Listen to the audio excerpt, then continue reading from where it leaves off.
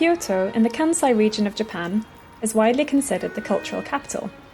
The city has a long history, and today it's a vibrant mix of old and new, with thousands of temples and shrines nestled between modern high-rises and traditional wooden buildings.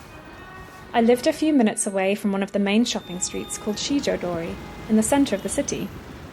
My neighborhood was made up of a series of narrow streets that had a feel of old Kyoto. Many of these buildings used to be the homes and workshops of craftspeople, such as Wada-san, who makes iron water kettles for use in the tea ceremony, as his family have been doing for 11 generations. He says he will be the last generation to practice this craft, as the market for expensive traditional items such as these is declining.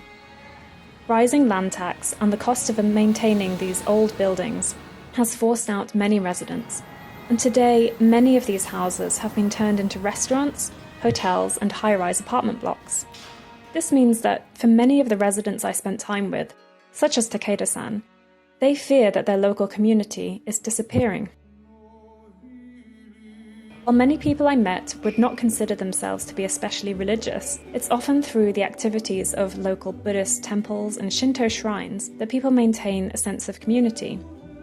My local temple became a hive of activity during various festivals throughout the year, and at a Buddhist festival called Jizobon in August. Neighbours living on my street enjoyed socialising together and spending time with their children and grandchildren who had come especially to visit.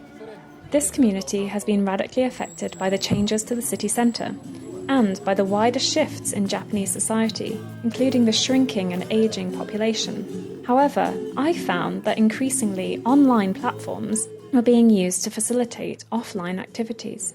For people like Takeda-san, the device is now becoming important for maintaining social connection in a context where there is a sense of a loss of community.